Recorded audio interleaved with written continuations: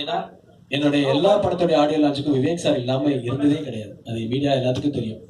அவருடைய மிகப்பெரிய நண்பர்கள் வட்டாரத்துல அவர் 6 பேர் ஒரு நண்பர்கள் வட்டாரம்னா அந்த 6வது நண்பர் தான் ஒரு குறிப்பிட்ட வட்டாரத்துல.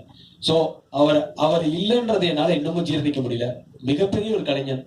எனக்கு என்னுடைய கேரியர்ல எப்பயும் ஒரு பாசிட்டிவ் எனர்ஜி கொடுத்து, உதயா நீ ஜெயிக்கணும். நான் யாருக்காக ஜெயிக்கணும்னு நினைக்கிறேன்னா எங்க அம்மாக்காகவும் விவேக் சாருக்காகவும் நான் ஜெயிக்கணும்னு நினைக்கிறேன். கேள்வி கேட்ட உங்களுக்கு ரொம்ப நன்றி சார். ஏன்னா உங்களுக்கு தெரியும் விவேக் சாரும் எனக்கும் எவ்வளவு ஒரு ஃப்ரெண்ட்ஷிப் தெரியும். நான் இன்னைக்கு மிஸ் பண்றேன். என்னால விவேக் சாருக்கு ஏதாவது பண்ண முடியுறதா நான் விவேக் சாரோடைய அந்த நினைவு அந்த டைம்ல ஃபர்ஸ்ட் இயர்ல பண்ணும்போது நான் ஒரு கோரிக்கை ஒன்று வச்சேன். சின்ன கலைவாணர் விவேக் சார் சாலைன்னு அந்த ஏரியாவுக்கு வரணும்னு அப்போ அண்ணன் பூச்சிமுருகன் இருந்தாங்க. அது நான் உடனே சொல்லி அண்ணன் பூச்சிமுருகன் அதை உடனே பண்ணி கவர்மெண்ட்ல அதுக்கு ஓகே பண்ணி அதுக்கு மிகப்பெரிய சிஎம்க்கு இன்னைக்கும் நான் அதை நன்றி சொல்லிக்கணும்ன்றது என்னுடைய ஆசை. சின்ன கலைவாணர் விவேக் சார் சாலைன்னு பார்க்கும்போது அவர் துருப்பா இருந்திருக்கேன்றது என்னுடைய சந்தோஷம்.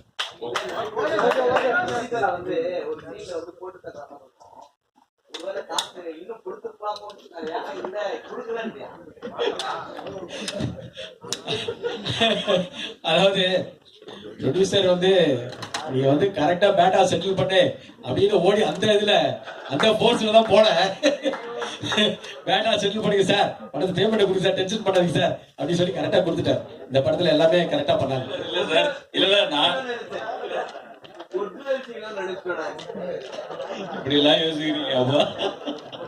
தேங்க்யூ. அனைவருக்கும் நன்றி. ஒரு நிமிஷம் உட்காருங்க. குரூப் போட்டோ எடுத்துட்டு விஷுவல் சேர்த்ததுக்கு அப்புறம் போயிடலாம். சங்கர், ஐரன், அசிஸ்டன்ட் ரோஹித், வெற்றி, தீபக். படம்